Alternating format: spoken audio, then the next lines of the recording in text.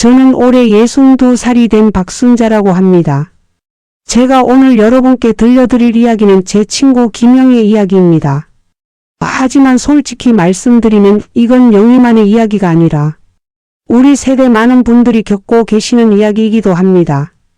영희는 저와 같은 동네에서 30년을 살아온 친구입니다.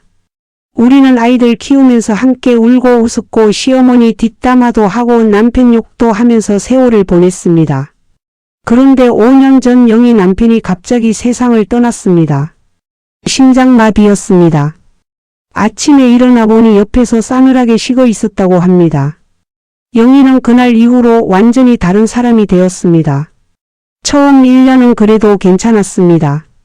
자식들이 번갈아가며 찾아왔고 손주들도 자주 놀러 왔으니까요. 그런데 시간이 지나면서 자식들 발길이 뜸해졌습니다. 다들 바쁘다는 핑계였습니다. 큰아들은 회사 일이 바쁘다 했고 딸은 시댁 일이 많다 했습니다. 영희는 점점 혼자 있는 시간이 길어졌습니다. 그러던 어느 날이었습니다. 영희가 저한테 전화를 했습니다. 목소리가 이상하게 들떠 있었습니다. 순자야, 나 좋은 사람 만났어. 처음에 저는 무슨 소린가 했습니다. 좋은 사람이라니. 영희가 말했습니다. 경로당에서 만난 분인데 너무 다정하고 자상해. 내 이야기를 다 들어줘. 저는 그때 좀 걱정이 됐습니다. 영희가 너무 외로웠다는 걸 알고 있었거든요.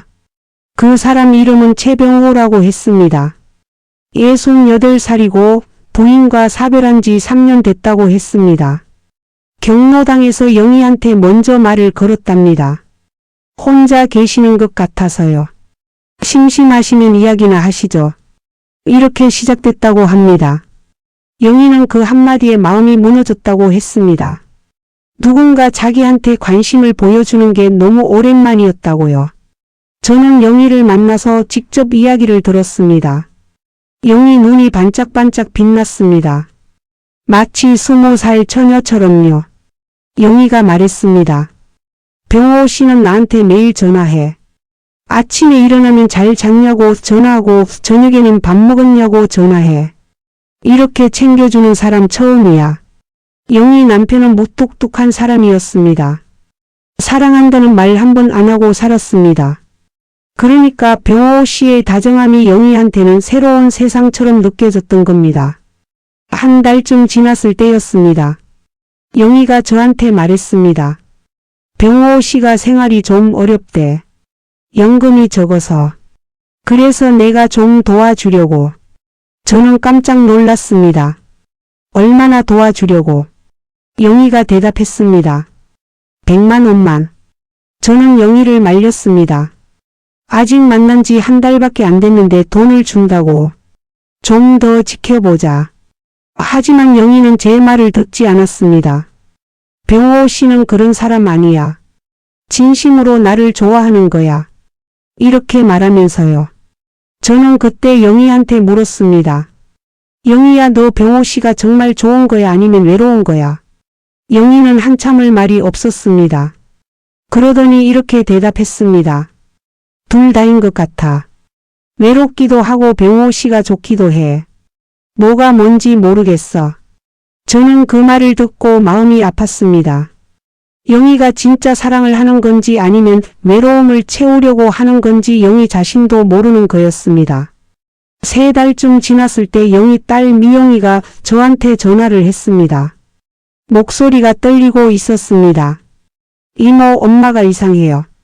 어떤 남자한테 돈을 계속 주고 있대요. 벌써 500만 원이나 줬대요.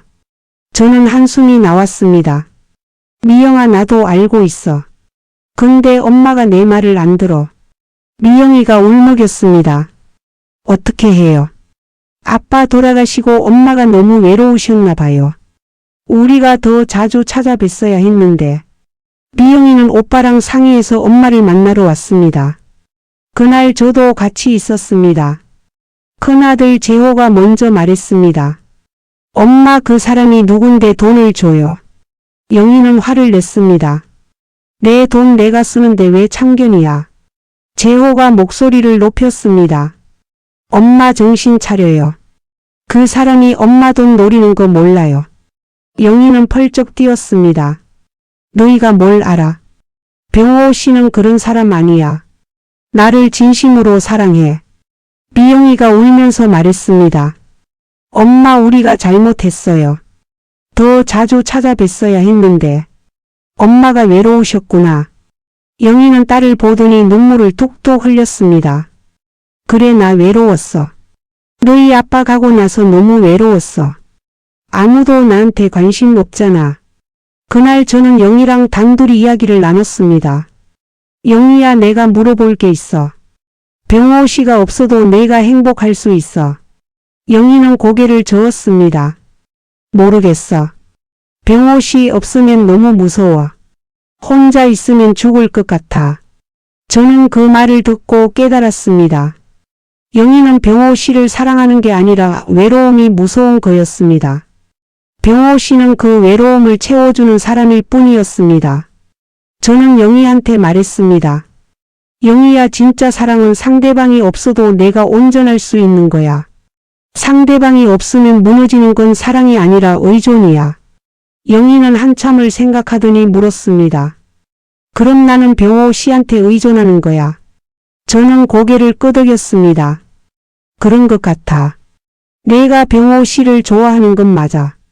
근데 그게 사랑인지 의존인지는 내가 스스로 알아야 해. 일주일 후에 일이 터졌습니다. 병호 씨가 영희한테 1,000만 원을 빌려달라고 했답니다. 아들이 사업하는데 급하게 돈이 필요하다고요. 영희는 처음으로 망설였습니다. 그리고 저한테 전화했습니다. 순자야, 어떡하지? 병호 씨가 돈을 빌려달래. 저는 물었습니다. 너는 어떻게 하고 싶어? 영희가 대답했습니다. 모르겠어. 주고 싶기도 하고 무섭기도 해. 저는 말했습니다. 영희야, 진짜 너를 사랑하는 사람은 내 돈을 원하지 않아. 내 마음을 원해. 영희는 며칠을 고민했습니다. 저한테 매일 전화해서 어떻게 해야 하냐고 물었습니다. 병호 씨가 계속 재촉한다고 했습니다. 왜 망설이냐고, 나를 믿지 못하냐고 했답니다. 영희는 그 말에 마음이 흔들렸습니다.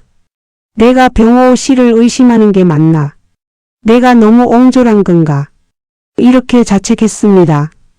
저는 영희한테 말했습니다. 돈 때문에 흔들리는 관계는 진짜가 아니야. 진짜 사랑하는 사람은 내가 돈을 안 줘도 떠나지 않아. 그런데 영희는 결국 돈을 줬습니다. 1,000만 원을 병호 씨한테 줬습니다. 저한테 전화해서 울면서 말했습니다. 순자야, 나 줬어. 안 주면 병호 씨가 떠날 것 같아서. 저는 가슴이 무너지는 것 같았습니다. 영희가 얼마나 외로웠으면 1,000만 원을 주면서까지 사람을 붙잡으려 했을까? 저는 물었습니다. 병호 씨가 뭐라고 하던. 영희가 대답했습니다. 고맙다고 했어. 꼭 갚겠다고 했어. 사랑한다고 했어. 저는 한숨을 쉬었습니다. 그 사랑한다는 말이 진심이길 바랐습니다. 하지만 마음 한구석에서는 불안했습니다. 보름이 지났습니다. 병호 씨가 연락이 뜸해졌습니다. 예전에는 하루에 3번씩 전화하던 사람이 이틀에 1번 전화했습니다. 영희는 불안해졌습니다. 저한테 전화해서 물었습니다. 순자야, 병호 씨가 왜 이러지? 바쁜가? 저는 대답하지 못했습니다. 뭐라고 해야 할지 몰랐습니다. 영희가 말했습니다. 내가 먼저 전화해 볼까? 저는 말했습니다. 기다려봐. 진짜 바쁜 거면 연락 올 거야. 한 달이 지났습니다. 병호 씨는 일주일에 1번 전화했습니다. 영희가 먼저 전화하면 받지 않을 때도 많았습니다. 영희는 완전히 불안에 빠졌습니다. 밥도 못 먹고 잠도 못 잤습니다. 저한테 매일 전화해서 울었습니다. 순자야, 병호 씨가 나를 버리려는 것 같아. 내가 뭘 잘못했지? 돈을 더 줘야 하나? 저는 그 말을 듣고 화가 났습니다. 영희야, 정신 차려. 돈을 더 주면 뭐가 달라져? 그 사람이 돈 때문에 연락하는 거면 그건 사랑이 아니야. 영희 딸 미영이가 다시 저한테 전화했습니다. 이모, 엄마가 이상해요. 살이 엄청 빠지셨어요. 밥을 안 드시나 봐요. 저는 미영이한테 솔직하게 말했습니다. 엄마가 그 사람한테 1,000만 원 줬는데 지금 연락이 뜸해졌어. 미영이가 비명을 질렀습니다. 1,000만 원이요. 어떻게 해요, 이모? 저는 말했습니다. 미영아, 지금 엄마한테 필요한 건 잔소리가 아니야. 너희가 곁에 있어주는 거야. 엄마가 그 사람한테 빠진 건 너무 외로웠기 때문이야. 미영이는 오빠랑 상의했습니다. 그리고 둘이서 결심했습니다. 엄마를 다그치지 않기로요. 대신 더 자주 찾아뵙기로요. 미영이가 저한테 말했습니다. 이모, 우리가 반성했어요. 아빠 돌아가시고 엄마 혼자 두면 안 됐는데 바쁘다는 핑계로 너무 무심했어요. 저는 미영이 손을 잡았습니다. 지금이라도 알았으니 됐어. 엄마한테 잘해드려. 재호와 미영이는 번갈아 가면서 영희를 찾아왔습니다. 일주일에 2~3번씩 왔습니다. 손주들도 데리고 왔습니다. 영희는 처음에는 시큰둥했습니다. 왜 갑자기 이러냐고 뭘 원하냐고 했습니다. 미영이가 울면서 말했습니다. 엄마, 우리가 잘못했어. 앞으로 자주 올게. 엄마 혼자 두지 않을게.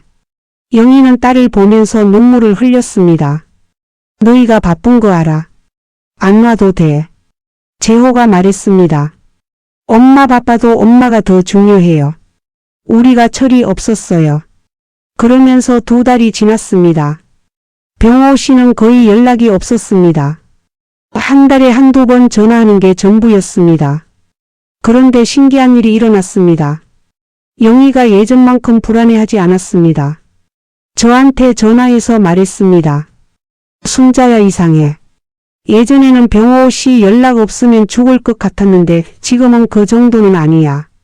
저는 물었습니다. 왜 그런 것 같아? 영희가 대답했습니다. 모르겠어. 근데 요즘 애들이 자주 와서 그런가. 덜 외로워. 저는 그때 알았습니다. 영희가 병호 씨한테 그렇게 매달렸던 건 사랑이 아니라 외로움 때문이었습니다. 자식들이 곁에 있어주니까 그 외로움이 채워지고 있었습니다. 그러니까 병호 씨한테 예전만큼 매달리지 않게 된 겁니다. 저는 영희한테 말했습니다. 영희야, 이제 알겠어. 내가 병호 씨한테 원했던 건 사랑이 아니라 관심이었어. 누군가 나를 봐주고 내 이야기를 들어주는 거. 그게 필요했던 거야. 영희는 한참을 생각했습니다.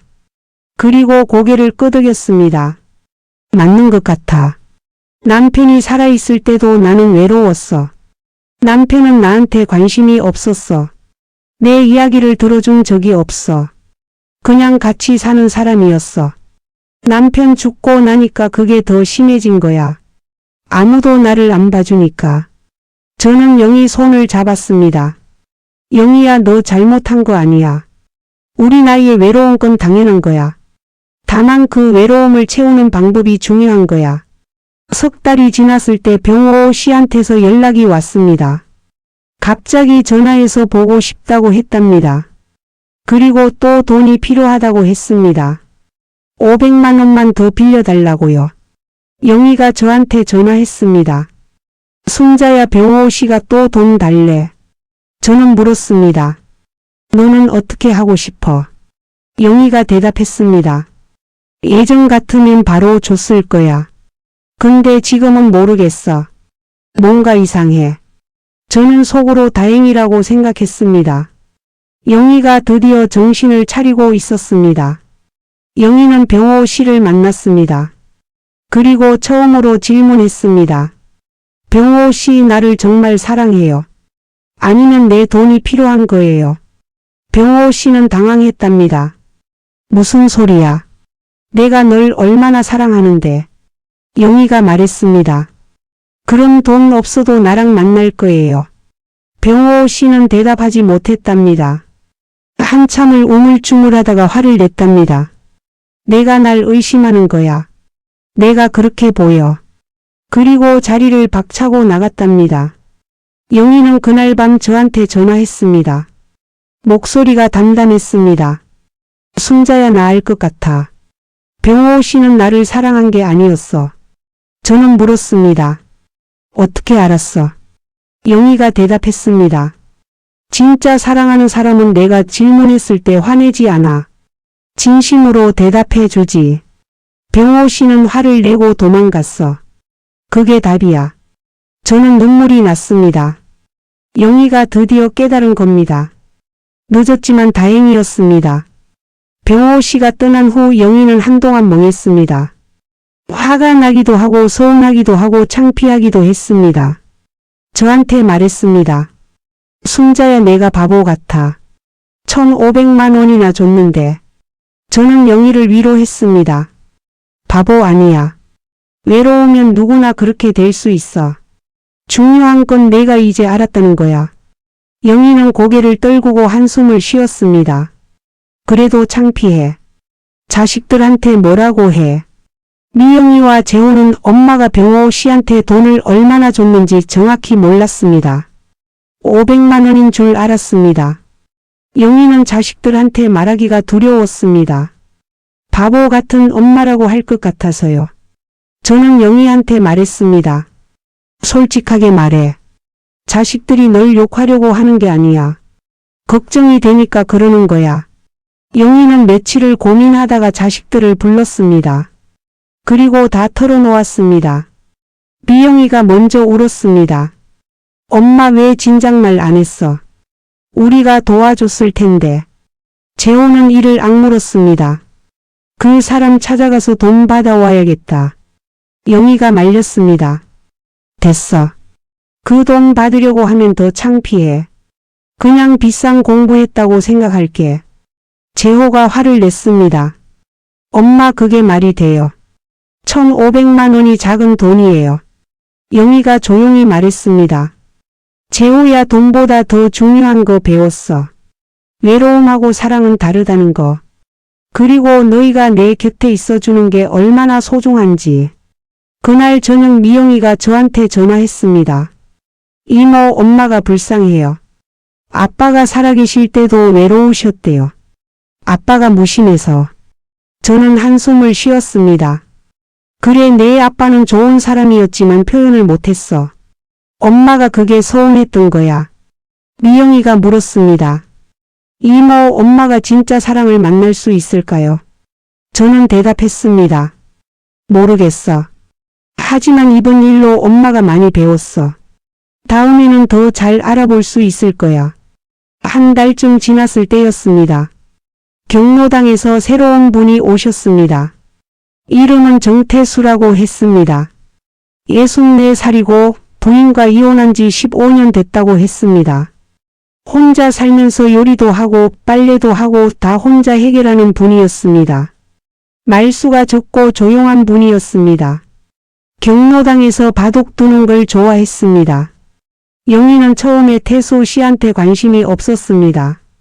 병호 씨 일 때문에 남자라면 진절머리가 났거든요.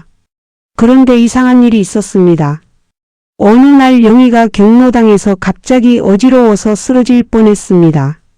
그때 태수 씨가 재빨리 와서 부축해 줬습니다. 괜찮으세요? 여기 앉으세요. 물 가져올게요. 태수 씨는 물을 가져다 주고 부채질을 해줬습니다. 그리고 아무 말 없이 자기 자리로 돌아갔습니다. 영희가 저한테 그 이야기를 했습니다. 순자야 이상한 사람이 있어. 날 도와주고 그냥 가버렸어. 전화번호도 안 물어보고 다음에 밥 먹자는 말도 안 하고. 저는 웃었습니다. 그게 정상이야. 원래 친절한 사람은 대가를 바라지 않아. 영희는 고개를 갸우뚱했습니다. 병호 씨는 첫날부터 전화번호 물어보고 밥 먹자고 했는데 저는 말했습니다. 그게 차이야. 병호 씨는 목적이 있었던 거고 그 사람은 그냥 친절했던 거야. 그 후로 영희는 태수 씨를 유심히 관찰했습니다. 태수 씨는 참 신기한 사람이었습니다. 경로당 할머니들한테 다 친절했습니다. 누가 무거운 거 들면 도와주고 누가 아프다고 하면 걱정해주고. 그런데 특별히 누구한테 잘 보이려고 하지 않았습니다. 그냥 자연스럽게 친절했습니다. 영희가 저한테 말했습니다. 순자야, 그 사람 진짜 이상해. 나한테만 잘하는 게 아니라 다들한테 잘해. 저는 말했습니다. 그게 진짜 좋은 사람이야. 너한테만 잘하는 사람은 목적이 있는 거야. 2달쯤 지났을 때 영희가 태수 씨한테 말을 걸었습니다. 저번에 도와주셔서 감사했어요. 태수 씨는 수줍게 웃었습니다. 아니에요. 당연히 해야 할 일인데요. 영희가 물었습니다. 점심 드셨어요? 태수 씨가 대답했습니다. 아직이요. 집에 가서 먹으려고요. 영희가 말했습니다. 그럼 같이 드실래요? 제가 살게요. 태수 씨는 손사래를 쳤습니다. 아니에요. 제가 사야죠. 어르신한테 얻어먹으면 안 되죠. 영희는 그 말에 웃음이 났습니다. 병호 씨는 항상 영희한테 밥을 얻어먹었거든요. 둘은 경로당 근처 식당에서 밥을 먹었습니다. 태수 씨가 계산했습니다. 영희가 지갑을 꺼내려고 하니까 손을 저었습니다. 제가 먼저 같이 먹자고 했으면 제가 내는 게 맞아요. 오늘은 어르신이 먼저 말씀하셨으니까 제가 내는 게 맞고요. 다음에 어르신이 먼저 말씀하시면 그때 사세요. 영희는 그 말이 신선했습니다. 병호 씨는 매번 돈이 없다고 했거든요. 밥을 먹으면서 이야기를 나눴습니다. 태수 씨는 자기 이야기를 솔직하게 했습니다. 저는 이혼했어요. 제 잘못이 커요. 젊을 때 일만 했어요. 아내한테 신경을 못 썼어요. 그래서 아내가 떠났어요. 뒤늦게 후회했지만 소용없었어요. 영희는 그 말을 듣고 마음이 찡했습니다. 돌아가신 남편 생각이 났거든요. 남편도 일만 하는 사람이었습니다. 영희한테 신경을 안 썼습니다. 영희는 물었습니다. 후회하세요? 태수 씨가 고개를 끄덕였습니다. 많이 해요. 그래서 지금은 사람들한테 잘하려고 해요. 그때 못한 거 지금이라도 하려고요. 영희는 집에 돌아와서 저한테 전화했습니다. 순자야, 그 사람 좋은 사람 같아. 저는 물었습니다. 병호 씨 처음 만났을 때도 좋은 사람 같다고 했잖아. 뭐가 달라? 영희가 잠깐 생각하더니 대답했습니다. 병호 씨는 나한테만 집중했어. 나한테 뭘 원하는 것 같았어. 근데 태수 씨는 달라. 나한테 뭘 원하는 것 같지 않아. 그냥 자연스러워. 저는 고개를 끄덕였습니다. 그 차이를 내가 알아챈 거야. 그게 중요해. 저는 영희한테 조심하라고 했습니다. 아직 잘 모르는 사람이니까 천천히 알아가라고요. 영희도 동의했습니다. 나도 이번에는 조심할 거야. 병호 씨 때처럼 바보같이 안 할 거야. 저는 다행이라고 생각했습니다. 영희가 이제는 좀 더 현명해진 것 같았습니다. 외로움에 휩쓸리지 않고 상대방을 제대로 보려고 하는 것 같았습니다. 영희와 태수 씨는 천천히 가까워졌습니다. 일주일에 한두 번 경로당에서 만나서 이야기를 나눴습니다. 태수 씨는 절대 먼저 연락하지 않았습니다.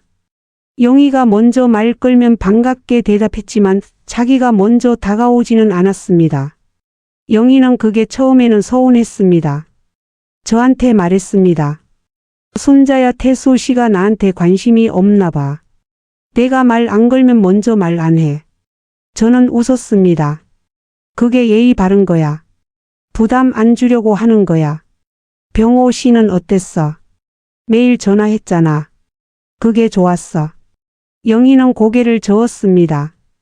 아니, 지금 생각하면 부담스러웠어. 근데 그때는 그게 사랑인 줄 알았어. 석 달이 지났습니다. 영희 생일이었습니다.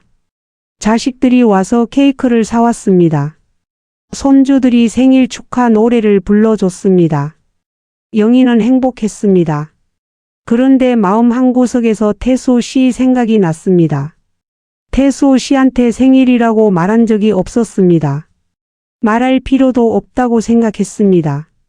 그런데 이상하게 궁금했습니다. 태수 씨가 알면 뭐라고 할까? 다음 날 경로당에 갔습니다. 태수 씨가 평소처럼 바둑을 두고 있었습니다. 영희가 다가가서 인사했습니다. 태수 씨가 고개를 들었습니다. 오셨어요. 어제 생일이셨죠? 영희는 깜짝 놀랐습니다. 어떻게 알았어요? 태수 씨가 웃었습니다. 경로당 회원 명부에 있어요. 제가 총무라서 알아요. 축하드려요. 영희는 가슴이 뛰었습니다. 고마워요. 태수 씨가 주머니에서 뭔가를 꺼냈습니다. 작은 손수건이었습니다. 별거 아닌데 받으세요. 꽃무늬가 예뻐서 샀어요.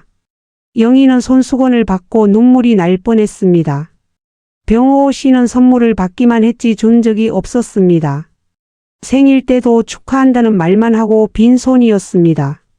나중에 돈으로 갚겠다고 했지만 갚은 적이 없었습니다. 그런데 태수 씨는 달랐습니다.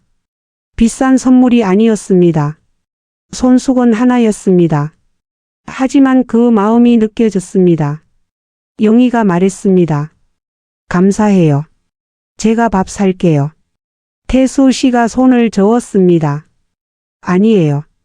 생일이신 분이 왜 사요? 제가 살게요. 오늘은 특별한 날이니까요. 두롱 근처 냉면집에 갔습니다. 밥을 먹으면서 이야기를 나눴습니다. 영희가 물었습니다. 태수 씨는 외롭지 않으세요? 혼자 사시잖아요. 태수 씨가 잠깐 생각하더니 대답했습니다. 외롭죠. 근데 외로움이랑 같이 사는 법을 배웠어요. 외로움을 없애려고 하면 더 힘들어요. 그냥 인정하고 같이 가는 거예요.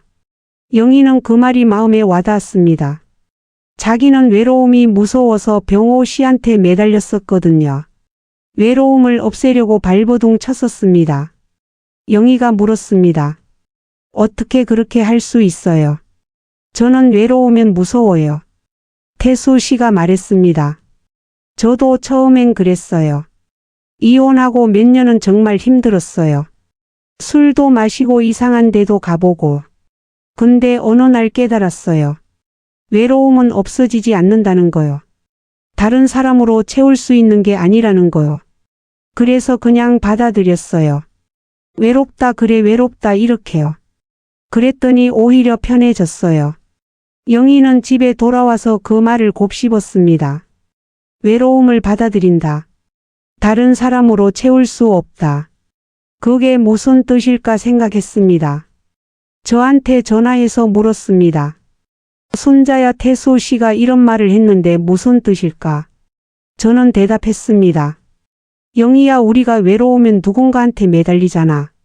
그 사람이 내 외로움을 없애줄 거라고 생각하면서. 근데 그건 착각이야. 다른 사람은 잠깐 외로움을 잊게 해줄 수는 있어도 없애주지는 못해. 결국 외로움은 내가 안고 가는 거야. 영희는 한참을 조용히 있었습니다. 그리고 말했습니다. 그럼 나는 병호 씨한테 외로움을 떠넘기려고 한 거야. 저는 고개를 끄덕였습니다. 그런 것 같아. 병호 씨가 널 외롭지 않게 해줄 거라고 기대한 거지. 근데 그건 병호 씨한테도 부담이고 너한테도 위험한 거야. 상대방이 떠나면 내가 무너지니까. 영희가 물었습니다. 그럼 태수 씨는 나한테 기대하지 않는 건가? 저는 말했습니다. 아마 그럴 거야. 태수 씨는 혼자서도 살 수 있는 사람이야. 그러니까 너한테 매달리지 않는 거지. 그게 건강한 거야. 일주일 후에 영희한테 일이 생겼습니다. 갑자기 허리가 아파서 병원에 갔는데 디스크라고 했습니다. 수술까지는 아니지만 당분간 누워 있어야 한다고 했습니다. 영희는 걱정이 됐습니다. 혼자 사는데 어떻게 하나. 미영이가 와서 돌봐주겠다고 했지만 미영이도 시댁일이 있었습니다. 재호는 회사를 쉴 수가 없었습니다. 영희는 마음이 무거웠습니다. 경로당의 소식이 전해졌습니다. 태수 씨가 영희 집에 찾아왔습니다. 현관문을 열고 들어오더니 말했습니다. 뭐 필요한 거 있으세요? 제가 장 받아드릴겨. 영희는 놀랐습니다. 괜찮아요. 딸이 해줄 거예요. 태수 씨가 말했습니다. 따님도 바쁘시잖아요. 제가 시간 많아요. 부담 갖지 마세요. 그냥 이웃이 이웃 돕는 거예요. 태수 씨는 장을 받아주고 밥도 해줬습니다. 그리고 아무 말 없이 갔습니다. 미영이가 저녁에 왔다가 밥이 있는 걸 보고 놀랐습니다. 엄마 누가 해준 거예요? 영희가 대답했습니다. 경로당에서 아는 분이 해주셨어. 미영이가 물었습니다. 어떤 분이에요? 혹시 남자분이에요? 영희가 고개를 끄덕였습니다. 미영이 얼굴이 굳었습니다. 엄마 또 이상한 사람 만나시는 거 아니에요? 병호 씨 일도 있었잖아요. 영희는 딸을 보면서 말했습니다. 미영아 이번에는 달라. 그 사람은 나한테 아무것도 안 바라. 그냥 도와주고 가. 미영이가 의심스러운 눈으로 말했습니다. 정말요? 그런 사람이 있어요. 영희가 딸한테 태수 씨 이야기를 자세히 해줬습니다.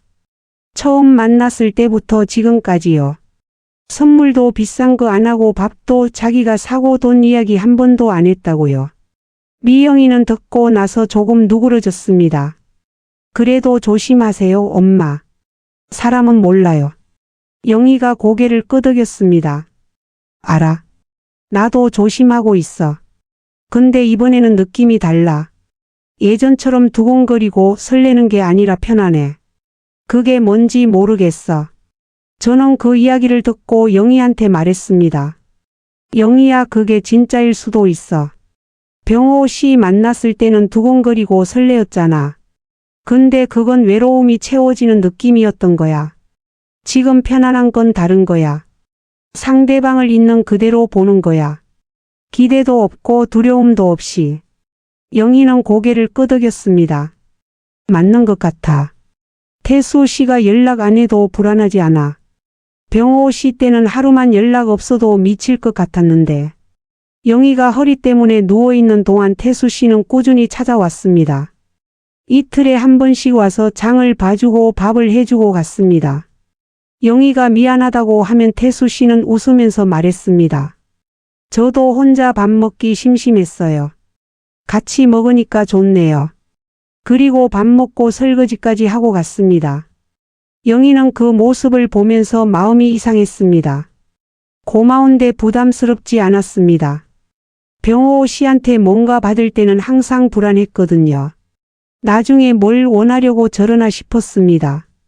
그런데 태수 씨한테는 그런 생각이 안 들었습니다. 한 달이 지나서 영희가 거의 나았습니다. 이제 걸어 다닐 수 있게 됐습니다. 영희는 태수 씨한테 밥을 대접하고 싶었습니다. 그동안 고마웠으니까요. 태수 씨를 집으로 초대해서 직접 밥을 해줬습니다. 된장찌개랑 나물이랑 생선구이를 했습니다. 태수 씨가 맛있게 먹었습니다. 손맛이 좋으시네요. 영희가 웃었습니다. 시어머니한테 혼나면서 배웠어요. 둘은 밥을 먹으면서 옛날 이야기를 했습니다. 시집살이 이야기도 하고 자식들 어릴 때 이야기도 했습니다. 태수 씨도 자기 이야기를 했습니다. 이혼하고 힘들었던 이야기, 아들이 외국에 살아서 자주 못 보는 이야기. 밥을 다 먹고 태수 씨가 설거지를 하려고 했습니다.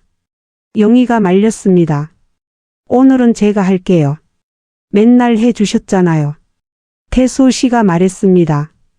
같이 하면 빨라요. 둘이서 나란히 서서 설거지를 했습니다. 영희가 씻으면 태수 씨가 닦았습니다. 말없이 일하는데 이상하게 편했습니다. 영희는 그 순간 깨달았습니다. 이게 사랑일 수도 있겠다고요. 두근거리는 게 아니라 편안한 거. 함께 있어도 부담스럽지 않은 거. 말 안 해도 통하는 거. 설거지를 끝내고 태수 씨가 일어섰습니다. 이제 가볼게요. 오늘 밥 잘 먹었습니다. 영희가 문 앞까지 배웅했습니다. 태수 씨가 문을 열다가 돌아섰습니다. 김 여사님. 영희가 대답했습니다. 네. 태수 씨가 말했습니다. 저 솔직하게 말해도 될까요? 영희는 긴장이 됐습니다. 네, 말씀하세요. 태수 씨가 천천히 말했습니다. 저 김 여사님 좋아하는 것 같아요. 근데 부담 드리기 싫어서 말 안 했어요. 부담되시면 그냥 모르는 척 해주세요. 앞으로도 좋은 이웃으로 지내고 싶어요. 영희는 가슴이 뛰었습니다. 그런데 예전처럼 불안한 두근거림이 아니었습니다. 따뜻한 두근거림이었습니다. 영희가 말했습니다. 저도요. 저도 태수 씨 좋아하는 것 같아요. 태수 씨가 놀란 표정을 지었습니다. 정말요? 영희가 고개를 끄덕였습니다. 근데 저 아직 무서워요. 예전에 안 좋은 일이 있어서요. 태수 씨가 말했습니다. 알아요. 경로당에서 소문 들었어요. 괜찮아요. 천천히 하면 돼요. 저도 급하지 않아요. 우리 나이에 뭐가 급해요. 그날 저녁 영희가 저한테 전화했습니다. 목소리가 떨렸습니다. 순자야, 나 고백받았어. 저는 깜짝 놀랐습니다. 태수 씨가. 영희가 대답했습니다. 응. 근데 부담 주기 싫다고 했어. 부담되면 모르는 척 해달라고 했어. 저는 웃었습니다. 그 사람 참 괜찮다. 병호 씨는 어땠어? 첫날부터 사귀자고 했잖아. 영희도 웃었습니다. 맞아. 완전 달라. 태수 씨는 내가 싫다고 하면 그냥 이웃으로 지내겠다고 했어. 저는 말했습니다. 그게 진짜 사랑이야. 상대방을 배려하는 거. 상대방이 싫으면 물러나겠다는 거. 자기 욕심만 채우려는 게 아니라. 영희는 자식들한테도 말했습니다. 미영이와 재호를 불러서 솔직하게 이야기했습니다. 태수 씨라는 분이 계신데 나를 좋아한대. 나도 그분이 좋아. 어떻게 생각해? 미영이가 먼저 말했습니다. 엄마, 그분이 장 봐주시고 밥 해주신 분이에요. 영희가 고개를 끄덕였습니다. 미영이가 말했습니다. 저는 만나봐야 알 것 같아요. 한번 뵈면 안 될까요? 재호도 말했습니다. 저도요. 엄마가 좋다고 하시니까 믿고 싶은데 그래도 확인하고 싶어요. 영희는 태수 씨한테 말했습니다. 자식들이 만나보고 싶대요. 괜찮으세요? 태수 씨가 흔쾌히 대답했습니다. 당연하죠. 만나야죠. 자식들이 걱정되는 게 당연해요. 제가 어떤 사람인지 봐야죠. 영희는 그 말에 또 마음이 놓였습니다. 병호 씨는 자식들 만나자고 하면 피했거든요. 왜 자식들한테 허락받아야 하냐고 우리 일인데 하면서요. 일요일에 영희 집에서 모임이 있었습니다. 미영이 가족, 재호 가족, 그리고 태수 씨가 왔습니다. 저도 초대받아서 갔습니다. 태수 씨는 긴장한 표정이었습니다. 손에 과일 상자를 들고 왔습니다. 처음 뵙겠습니다. 정태수라고 합니다. 재호가 일어서서 인사했습니다. 안녕하세요. 어머니한테 많이 들었습니다. 미영이도 인사했습니다. 어머니 아프실 때 도와주셔서 감사해요. 밥을 먹으면서 이야기를 나눴습니다. 재호가 질문했습니다. 어떤 일 하셨어요? 태수 씨가 대답했습니다. 공무원이었어요. 구청에서 35년 일하고 퇴직했어요. 미영이가 물었습니다. 자녀분은요? 태수 씨가 말했습니다. 아들 하나 있어요. 미국에 살아요. 1년에 한 번 와요. 재호가 또 물었습니다. 어머니한테 왜 잘해주세요? 태수 씨는 잠깐 생각하더니 솔직하게 말했습니다. 좋아하니까요. 그리고 제가 예전에 아내한테 잘 못했어요. 후회가 많아요. 지금이라도 좋아하는 사람한테 잘하고 싶어요.